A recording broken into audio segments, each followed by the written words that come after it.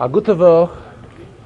The Rebbe soll gesund sein began the Farbrengen this afternoon that in Shabbos, in every Shabbos, and naturally the same in this week's Shabbos, we find two inyanim. Shabbos has an angle of being a mashpia, and Shabbos is a mekabel, which means Shabbos on one hand gives, and on the other hand, Shabbos accepts. And as the Rebbe went on, that HaKadosh Baruch Hu, Hashem really created that everything in this world that has to be in a position of receiving, one who has to be in a position of receiving, of a recipient, Hashem also gave him talents which he can offer and give to others, so that he should not feel bad that he is only a recipient and does not have anything to give to others. So here HaKadosh Baruch Hu gave him, though that in certain inyanim he has to receive from others, however there are other inyanim which he can offer to others as well, or share with other people. The same applies to Shabbos. In Shabbos, we know we have two inyanim. Shabbos gives. We find it in various ways. There's a famous Chazal. The Chazal tell us, when HaKadosh Baruch Hu created the world, there was still one thing lacking. What was it? Menucha, rest. When was this added to the world? Ba Shabbos, ba menucha. When Hashem created the Shabbos, that is when He created the concept of rest.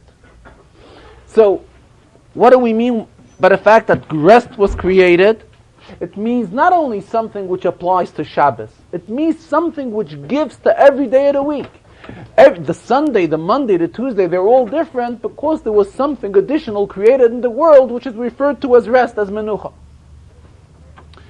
Chassidus tells us a lot based on the pasuk of Vayechulu hashamayim v'ha'aretz, that comes Shabbos, Vayechulu hashamayim v'ha'aretz. So Chassidus interprets, what does this mean? That everything of the entire week has its uplifting when it comes Shabbos. So what does this mean?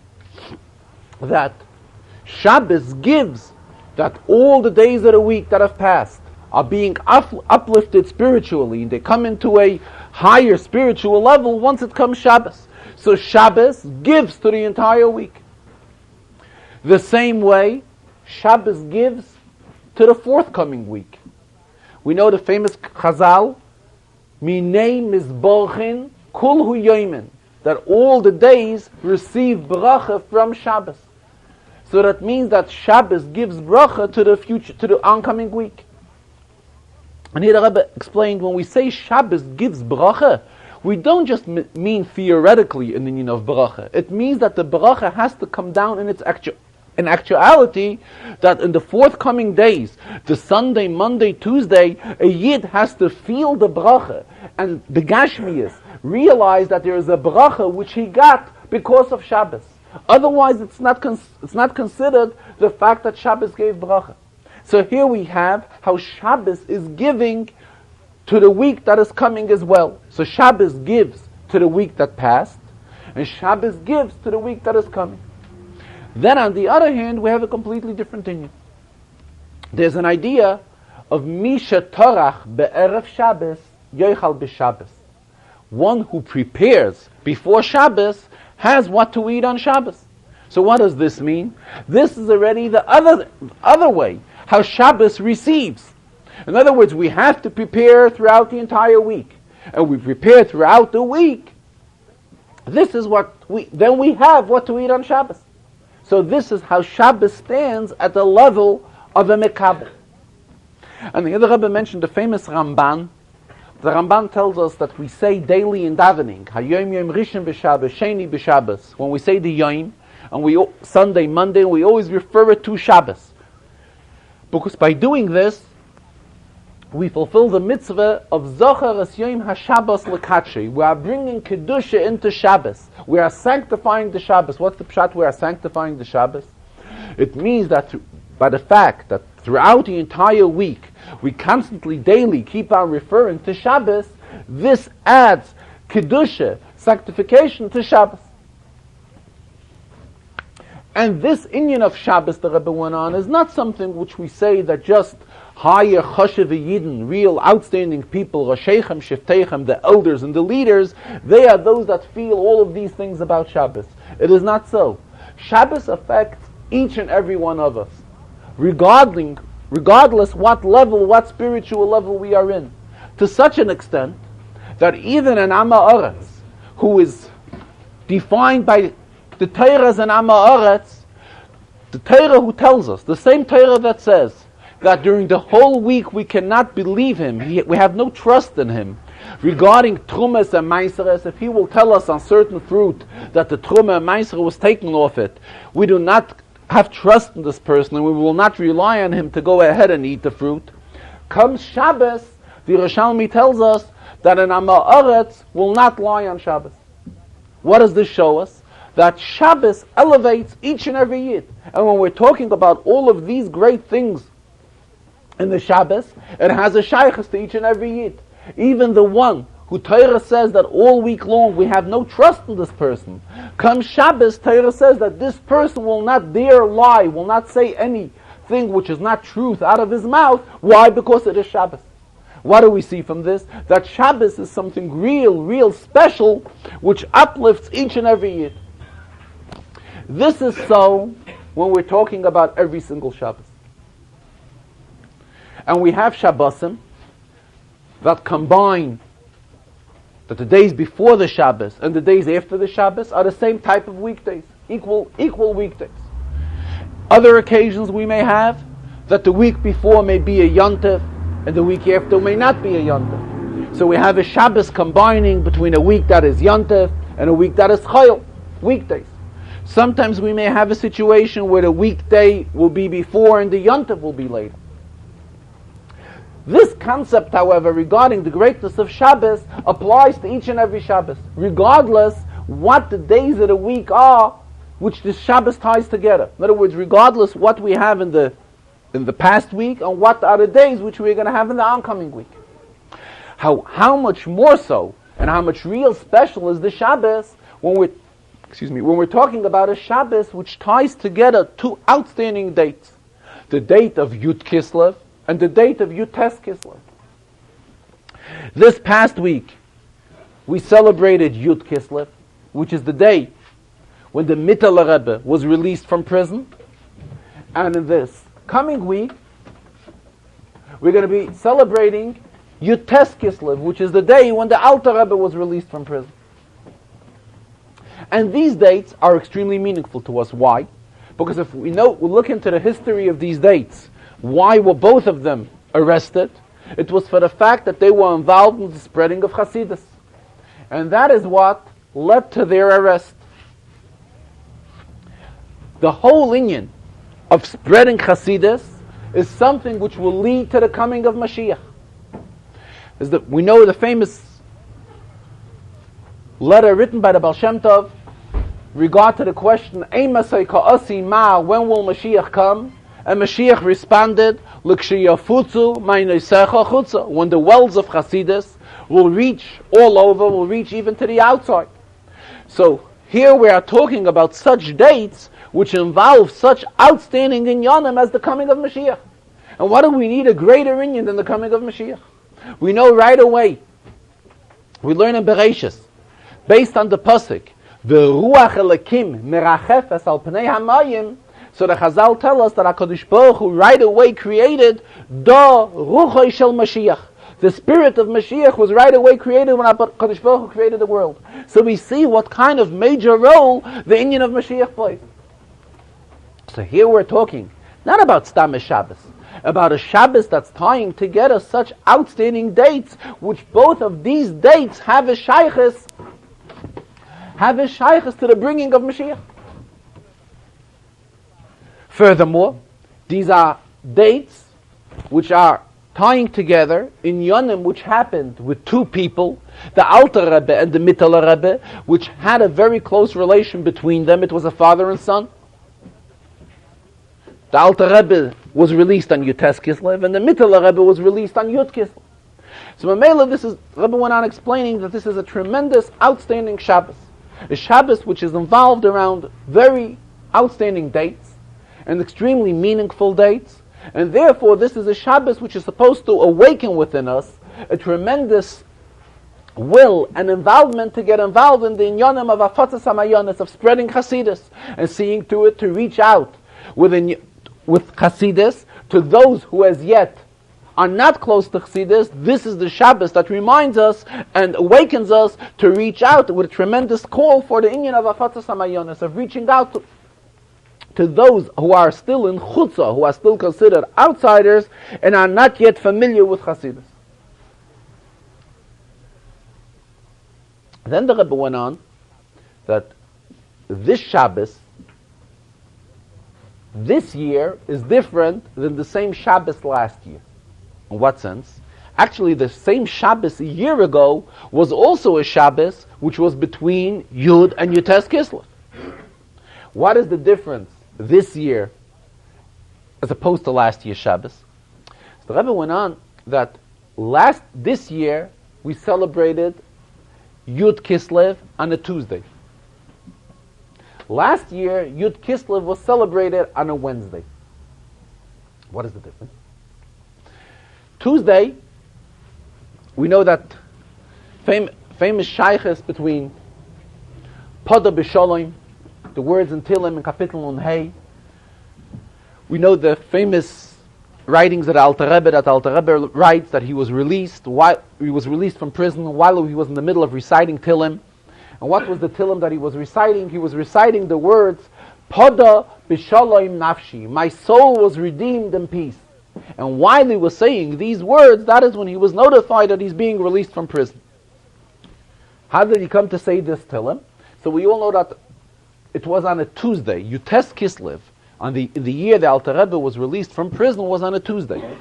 And if we follow Tillim, the way the Tillim is divided according to the days of the week, this pasuk is in Kapitel Nun Hey, which is part of Yom Shlishi, and therefore the Alter Rebbe was reciting this Tillim on the day of Yutes Kislev. Yud Kislev falls out to be also, if we divide the Tehillim according to the month, we have the same chapter of Tillim, which has the pasuk of Pada b'Shalom Nafshi. However, when Yud Kislev falls out on a Tuesday, we have the Pada b'Shalom in a yet stronger way, because we have it because of Yud Kislev, and we also have it because of the fact that it's Tuesday. And Yom Shlishi has a shaykhs to the inyan of Pada b'Shalom. And here the Rebbe stressed this is a tremendous inyan, which Shalom usually refers to Torah. Torah is compared to peace.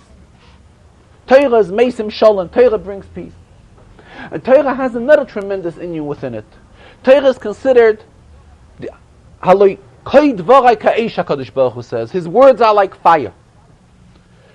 Just like fire burns, the same thing, one who gets associated with Torah, Torah burns out all the unwanted things within a person, all the things which are unnecessary within him, all the evil things. And this is the tremendous power that Torah has. And this is why the Rebbe said, recently, he's been demanding and talking so much about the greatness of Shiurei Torah, of instituting Shiurim and Torah, seeing to it that people who as yet do not have a daily Shiur and Torah should be introduced, and see to it that they have a Shiur in Torah. A Yid should learn something in Torah every single day, regardless what inyan in Torah he's learning, regardless how long he's learning. Something significant should be learned in Torah daily, because the Rebbe says this is the specialty which Torah possesses within itself. Torah has this hidden koyach of haloi koi dvarai ka'esh, my words are like fire. And just like fire burns, the same thing, Torah has this very same power. Mamela the Rebbe went on, he again reiterated his wish to see to it to reach out to as many people as possible, and ultimately to reach out to every single Yid, that every Yid have a kviyas in Torah, and by this kviyas in Torah, there's a tremendous accomplishment which this brings about, because the mere fact that a Yid is associated with Torah, this leads to it that all other unwanted things within a person, Torah will burn all the other inyanim. I'm talking about the greatness of this Shabbos.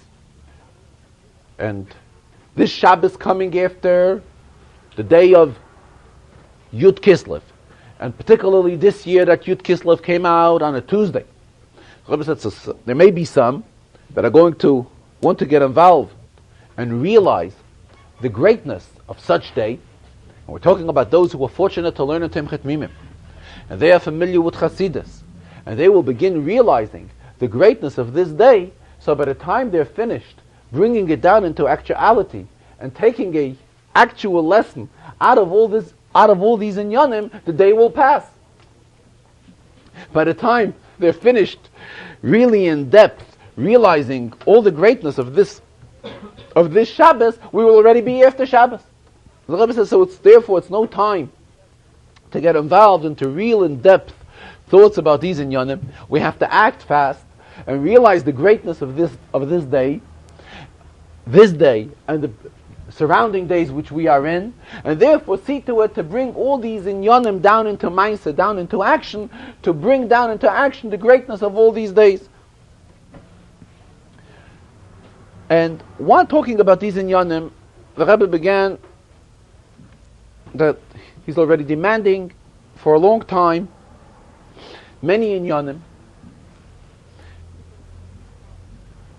particularly his koch in Miftzayim and in Afatas HaMayones, to spread Chasidus and reach out with Chasidus to anyone and anywhere possible. And he sees that he's not getting the proper response. So obviously the Rebbe says,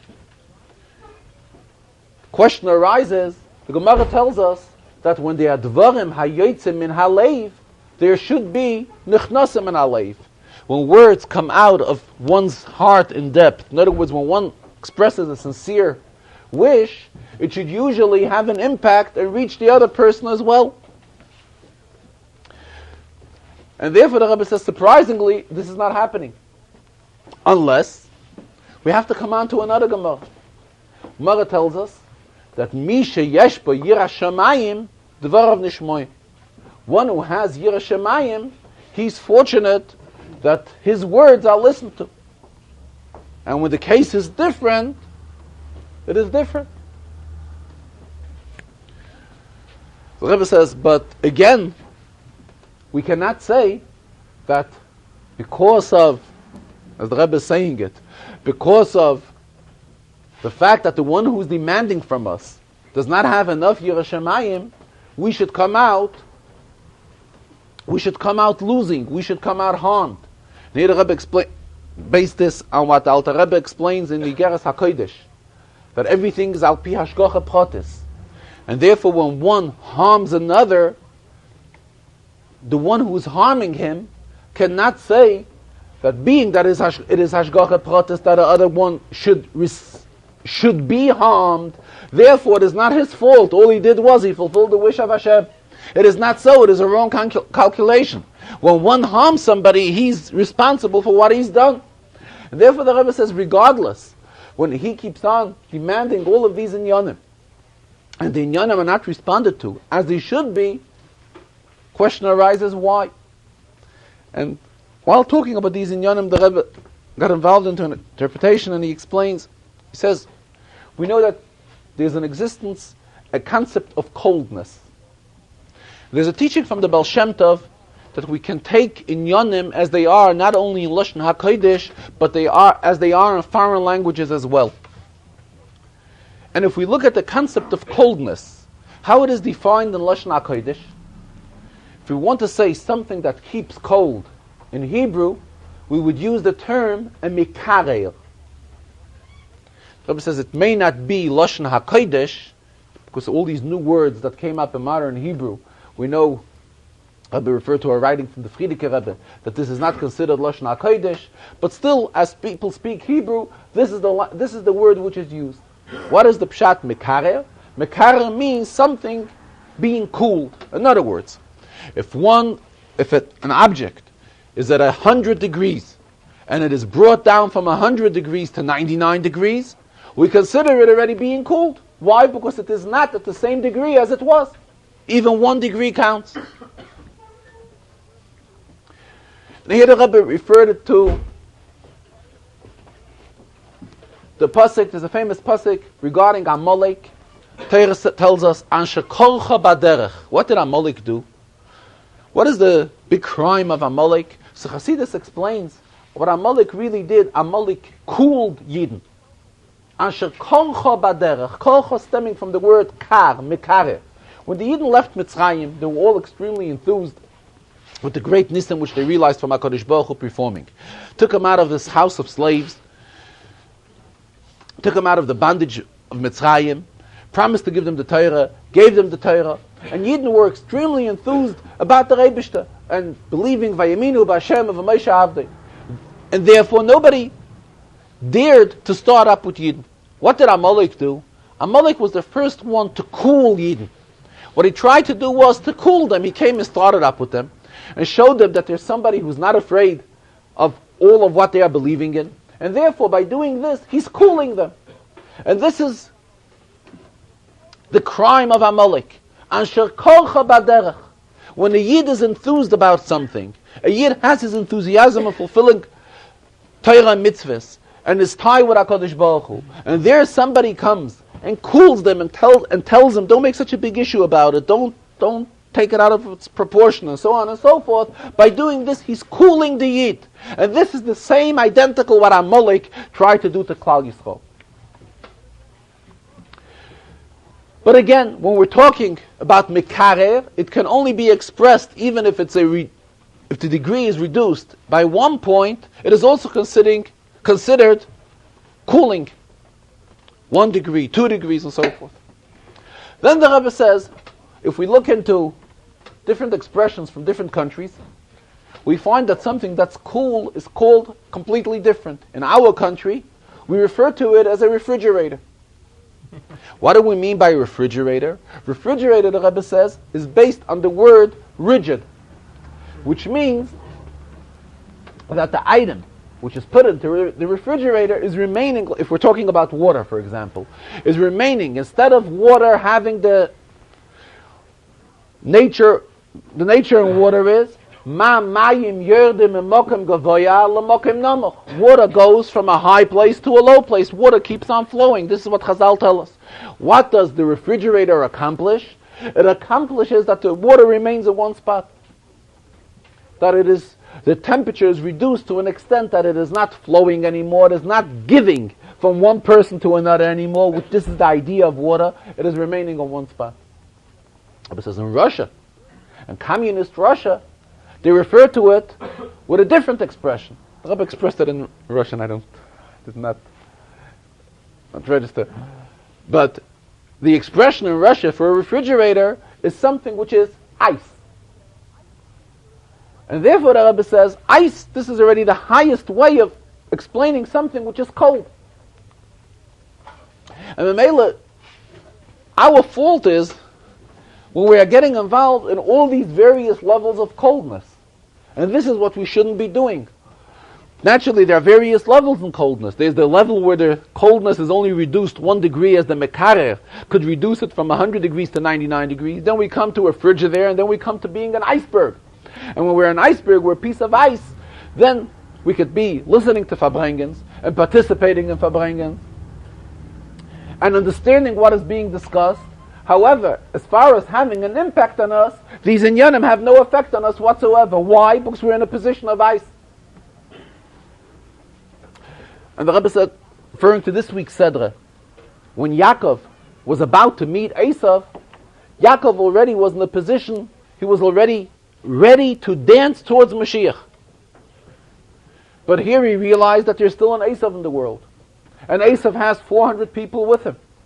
And the people that are with Esav are with him, with Esav. In other words, they are not on Yaakov's level.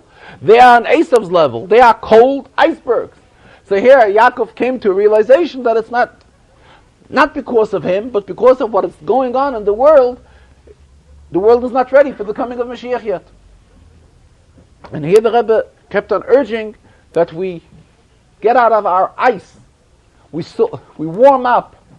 And once we warm up, we will realize that whatever he keeps on demanding from us, and tremendous involvement for Afatas HaMayonis, which he keeps on telling us, and how important this is, because this will lead us to the coming of Mashiach. which this is what Yutas Kislev and Yud Kislev is all about. But being that we are in a position of ice, that is why this does not have an effect on us. Once we will warm ourselves up, then we will be able to react properly to all of these inyanim. Further in the Farbrengen, the Rebbe spoke in continuation to what he discussed in the Farbrengen of Yud Kislev. And Yud Kislev, the Rebbe began discussing an inyan in this week's Parsha, where Yaakov met with Esav, and they met, and the pasuk tells us, Vayishlach, and they kissed each other. And here we have from Rashi. Rashi brings us two comments on this word of Vayishlach.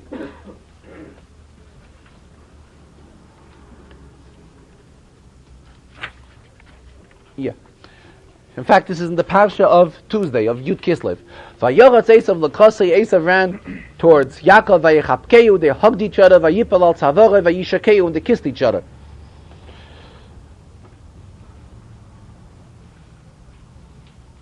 So the word Vayishlach in the Chumash has pintalach, has dots on every letter, which is something unusual in Chumash. In addition to the nekudos, to the regular vowels which we have on every letter, there's a dot on every one of these letters composing the word Vayishlach. He kissed him.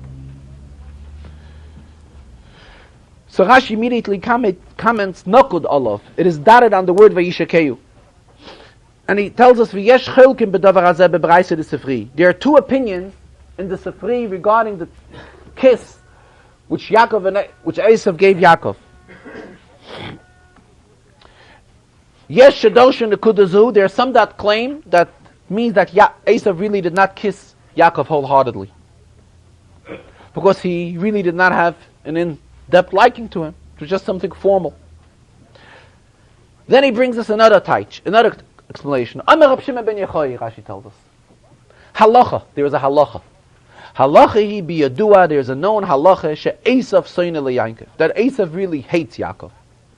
However, at that time he had a feeling of Rachmanis, and he kissed him wholeheartedly. Firstly, the Rebbe pointed out that here in the Rashi we have two contrary interpretations on the same idea. In other words, there's one interpretation that tells us that Esav hated Yaakov, and therefore the expression of him kissing him was not wholeheartedly. The interpretation of Rab Shimon ben Yochai, it is Kapitel Lamed Gimel Pasuk Daled. The interpretation of Rab Shimon ben Yochai is completely to the contrary. See, sometimes we have in one inyan where there are two different interpretations. Here it is more than that.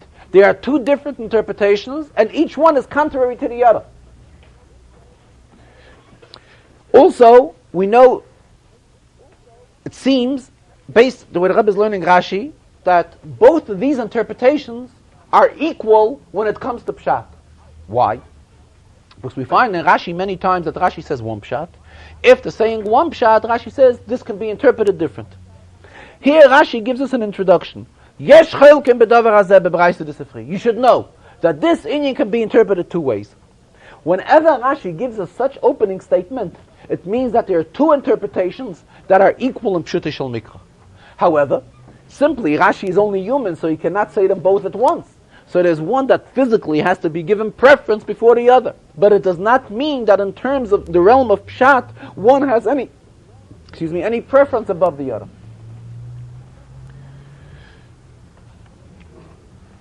And the Rebbe referred here what he spoke about a few weeks ago, that we do find in Yonim and Torah the same minyan in Torah that could be interpreted in two contrary ways. And he quoted the pasuk of Mayim Rabim Lo Yuchlu Lachabes Asahava, pasuk in Shir Hashirim, which is explained in Torah Oya, which is the Sefer of the Alter Rebbe, and as the Rebbe added on today, the Alter Rebbe's comments on the Chazarah. And Torah Oya means it's a lichtike Torah. an illuminated inyanim in Torah. In other words, the way the Alter Rebbe is explaining these inyanim, he's explaining them, he's illuminating these inyanim with the light and warmth of Pnimi HaTorah of Chassidus. But this same pasuk, we have it explained in Torah in two different sedras, and each time it is explained completely contrary. Once the Alter Rebbe explains, Mayim Rabim lo yuchlu lachabis asahava. What do we mean by Mayim Rabim? There is a storm of waters. And which waters are we referring to? The constant flow of worries of Parnassah, which each and every one goes through. And this interferes with our Avodas Hashem naturally. So the Alter Rebbe is teaching, though that there are the Mayim Rabim,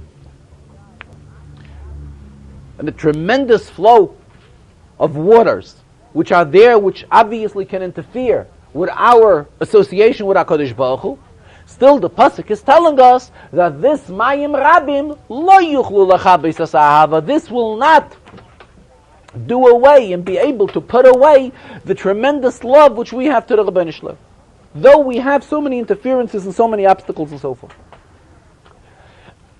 This is how the Alter Rebbe explains the pasuk into Torah of Pashas Noach.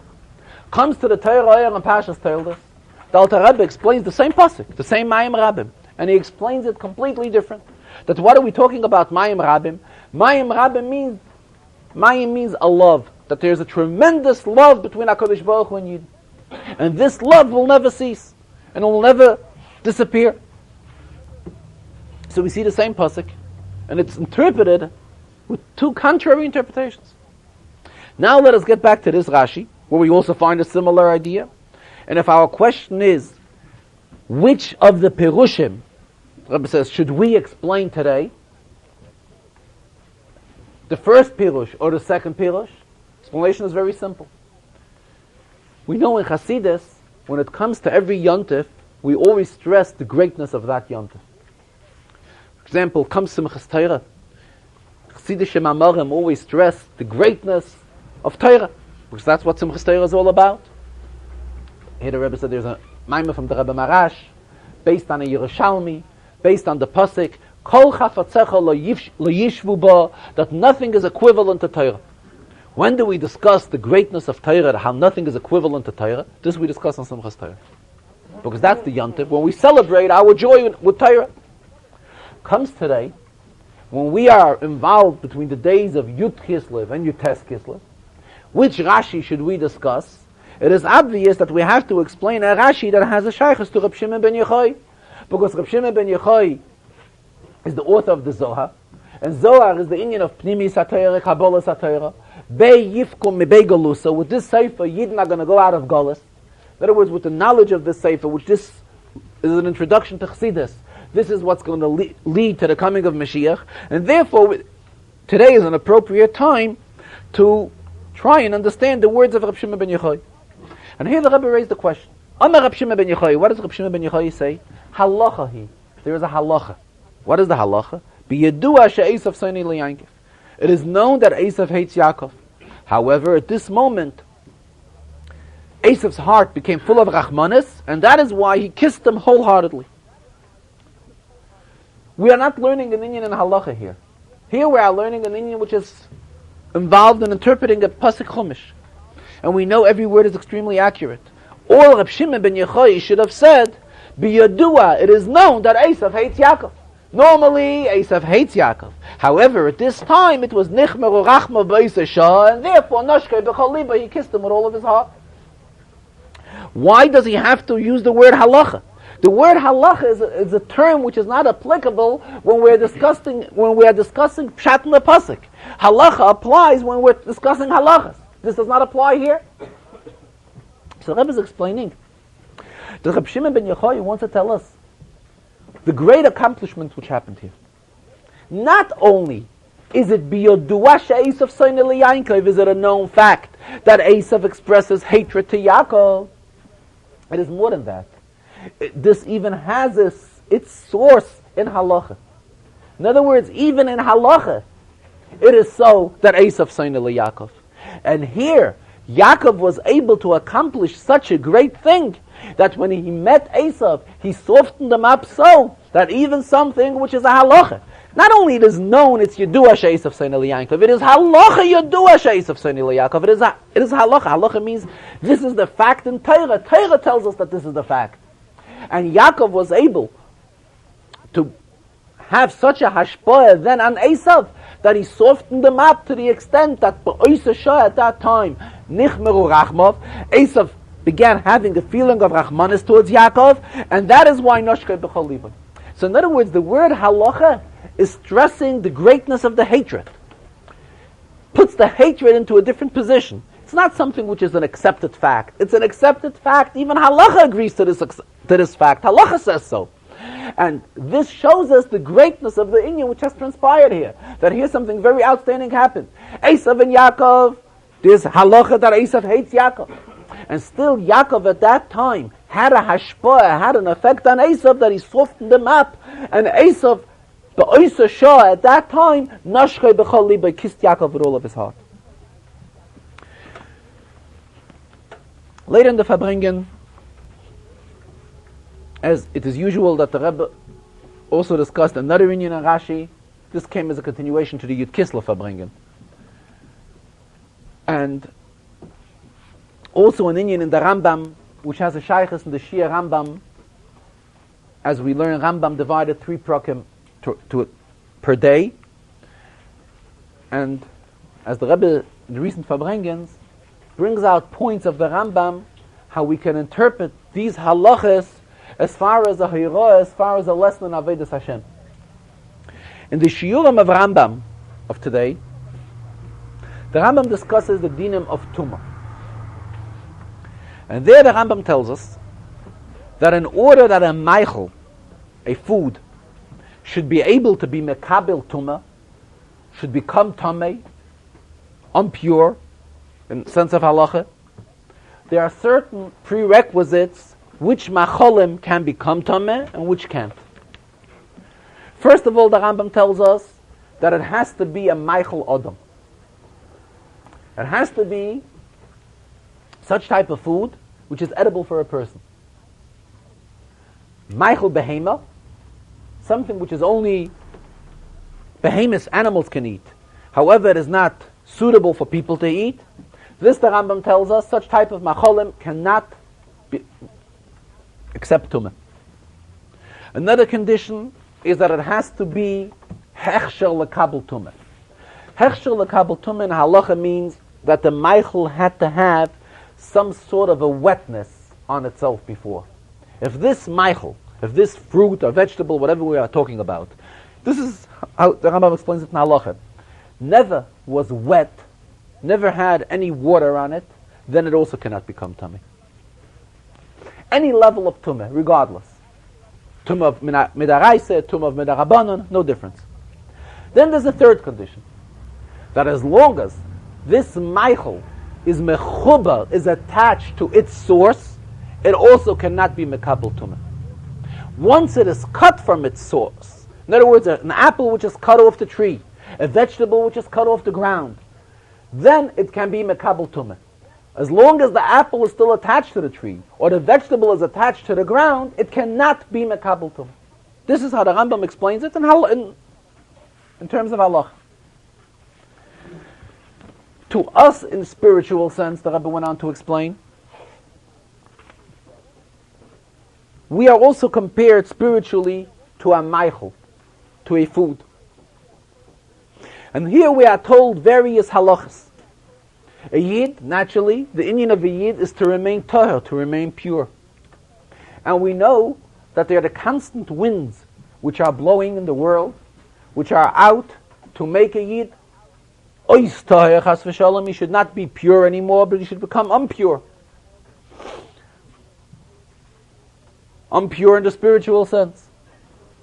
However, here the Rambam reveals there are certain conditions which teach us that a yid cannot become tameh if he abides to these conditions.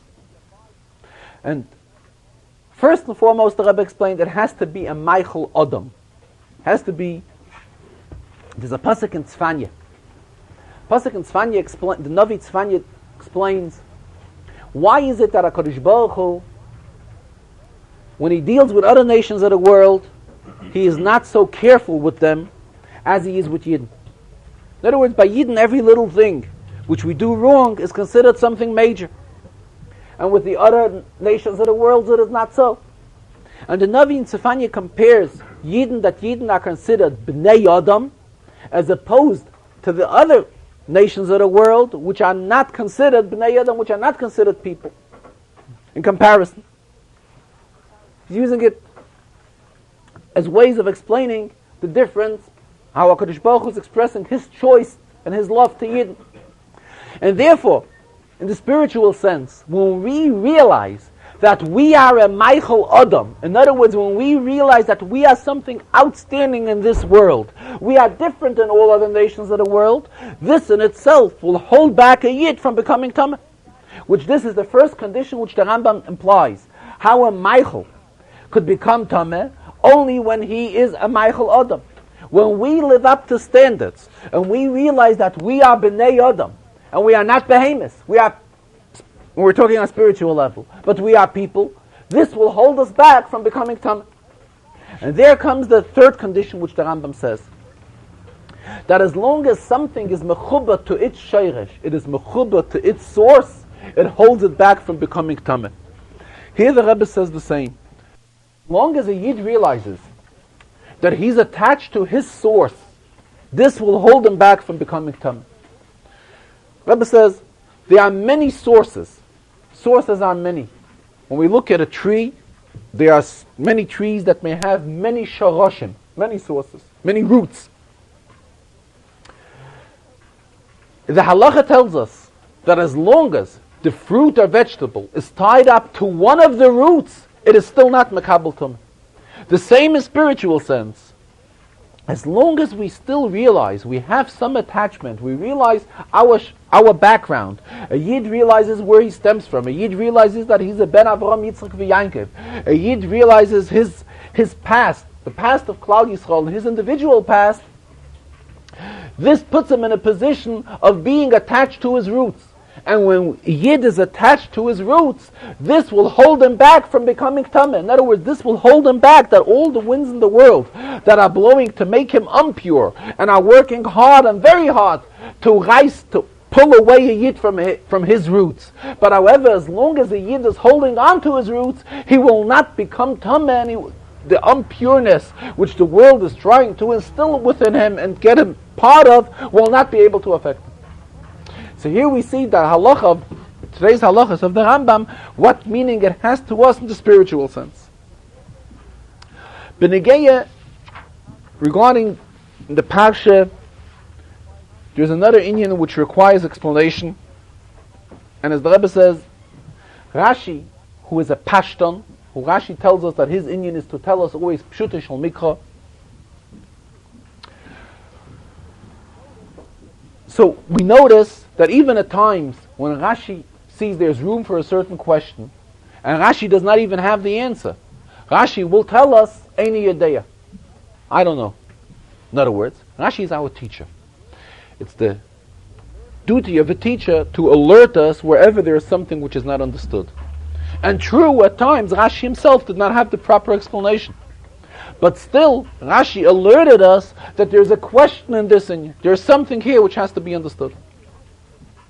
Here we have an inyan in this week's Sedra, which the Rebbe says, which is very outstanding, that it requires explanation, and Rashi bypasses and does not give it any explanation whatsoever. And that is in this week's Sedra, the first pasuk after Sheni.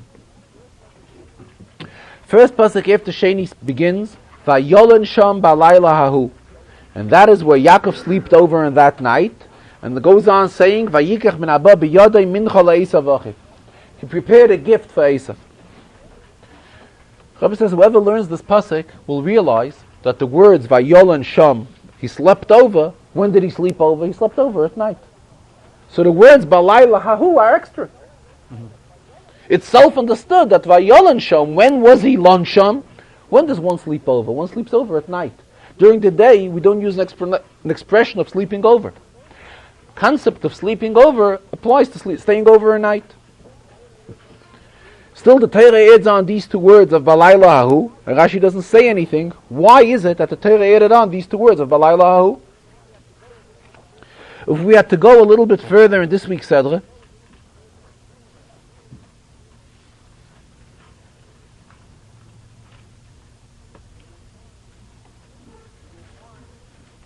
we will find again a repeat of the words Balayla Hahu.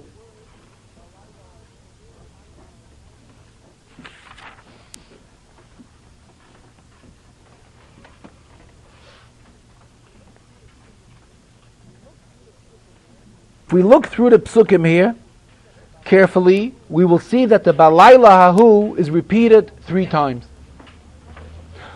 Yes. Pasuk Chav Beis again. Vataver ha-mincha al panav, and Esav accepted the gift from Yaakov. V'hu lan balayla hahu b'machane. Again Balayla Hahu. Then comes Pasuk Chav Gimel. Vayakom balayla hahu, vayikach shtei noshav v'shtei shefcheisav v'sachadasa yiladav. Vayakom, and he got up. Why is it important to mention the word Balayla Hahu on that night? So we have the same expression, Balayla Hahu, repeated in the same parsha 3 times, and actually there's no need for it even once. And Rashi, who is our instructor in Pshuta Shel Mikra, and points out to us wherever there is a need to alert us on any question in Pshuta Shel Mikra, Rashi here does not raise any question. The Rebbe says we must say that if we follow Pirush Rashi all along, we will have an answer to this question as well. Let us go back to Parshas Vayetze. We'll go back to Parshas Vayetze, and there we will find the answer to the Balayla Hahu. We learn in Parshas Vayetze of the birth of Yisachar.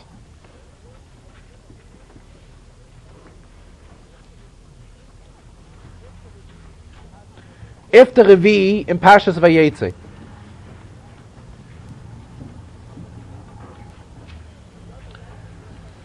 Vayova Yankiv min Asada ba'erev, v'teitze leia l'krasoi, ki socher s'chaticha b'dudoi b'ni, vayishkav ima balayla hahu, and that is when, as a result of that, Yisachar was born.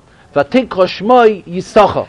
Here the Rebbe mentioned Yisachar in the Torah is written with 2 sins, but usually when we refer to him, we refer to him as Yisachar. We usually do not say Yisachar. Very rarely that we do.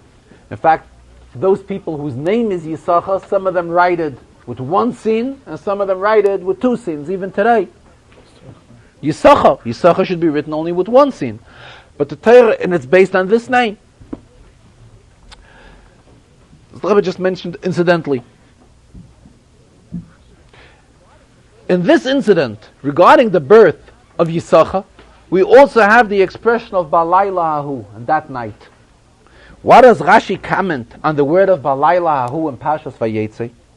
Rashi comments, HaKadosh Baruch Hu siya, HaKadosh Baruch Hu helped Yaakov, Sheyetze misham Yisachar, that from that night Yisachar should be born. What do we see? How does Rashi teach the word of Balayla Hahu? Rashi teaches the word of Balayla Hahu, meaning it had HaKadosh Baruch Hu's help, had the assistance of Hashem.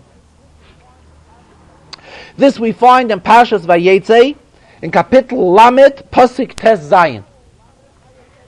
Now when we come to our Seder in Parshas Vayishlach, and there's a repeat of the words Balayla Hahu a few times, there's no need for Rashi to tell us anything what Balayla Hahu means, because we just learned a week ago Balayla Hahu. Balayla Hahu means with the help of Hashem. What does this show us here? Yaakov was involved in preparing himself to confront Esav. And as we read in Rashi, Yaakov was willing to get involved into 3 different ways. B'dayran, Melchama, Uletfilah. He prepared himself with 3 different approaches. With an approach of giving a gift to Esav, and a gift helps. This Rebbe says every child knows that when you give somebody a gift, it helps. Hashoichad ya'aver. Bribe helps at all times. So a child understands it. That Yaakov prepared. He'll bribe Esav. he was also ready to have a war with Esav. And he also davened to HaKadosh Baruch Hu that he shouldn't have no problem with Esav. But here the pasuk is telling us a remarkable thing. Vayolan sham balayla hahu. Yaakov stood over that night and he prepared a gift. So the Torah is teaching us that even the gift that Yaakov prepared was also involved, based on the idea of balayla hahu with the help of Hashem. In other words, each of these three steps, which Yaakov prepared for, not the pshat, he davened, and then he did something else. He'll give him a gift. Then he'll do a third thing. If needed, he'll have a war with him. For each one of these things, he relied on HaKadosh Baruch Hu. All of these things were tied with the balayla hahu. And what does balayla hahu mean? Rashi already told us in Vayetze what balayla hahu means. That balayla hahu means assistance of HaKadosh Baruch Hu. That is why we have here the pasuk, Vayokam balayla hahu. Yaakov got up and he takes his whole family. And he's preparing himself. What is he preparing himself for? If needed, he'll have to go to war with Esav. But what kind of war will he go? It's also the type of war, not the pshat that Yaakov is doing three different things. Maybe davening will help. If chas v'shalom not, then he'll give him a gift. If that may not help, then he'll have to have a battle with him. It is not so. Each one of the things which he may have to do, they are all based on his reliance in HaKadosh Baruch Hu. He's giving him a gift, perhaps the gift will help. But whom is he hoping to that the gift will help? He's praying to HaKadosh Baruch Hu that the gift will help. Will he have to go to war with Esav? Should he have to go to war with Esav? He's also praying to HaKadosh Baruch Hu that he should succeed. And the tefillah naturally is also directed to HaKadosh Baruch Hu. So there are 3 times balayla hahu mentioned in this week's Chazarah. What is the balayla hahu about? In other words, it has a shaykhus to all of these 3 different areas which Yaakov prepared himself for. However, why is there a stress of balayla hahu? This is the balayla hahu which is mentioned in Parshas Vayetze. The balayla hahu of Parshas Vayetze, which reminds us that HaKadosh Baruch Hu assisted him that night. The same thing Yaakov, whatever he did, in any type of way he prepared himself to confront Esav, it was all based that it will all go through safely and smoothly with the assistance of the HaKadosh Baruch Hu, with the help of the Rebbe. So that is why there is no need for Rashi to tell us what is the meaning of the word balayla hahu. It is taka extra. Rashi here doesn't have to say it, because it's based on what Rashi already told us a week ago, that balayla hahu is merames, that when something comes with the assistance of HaKadosh Baruch Hu. And the same thing, each time balayla hahu is mentioned in this week's Seder, it also has the same meaning. The Rebbe concluded the Farbrengen that we should be zeicha to see immediately, to envision immediately the conclusion of this week's Haftarah. Va'alu Mashiach b'Har Tzion, lishbeitas har Esav, v'haisal Hashem amlucha. In other words, the time will come when Yaakov will succeed over Esav, and Yaakov will inherit and judge and put judgment into Har Esav, and it will be obvious in the entire world that v'haisal Hashem amlucha, that Hashem has the melucha and ruling over the entire world. A good tavach.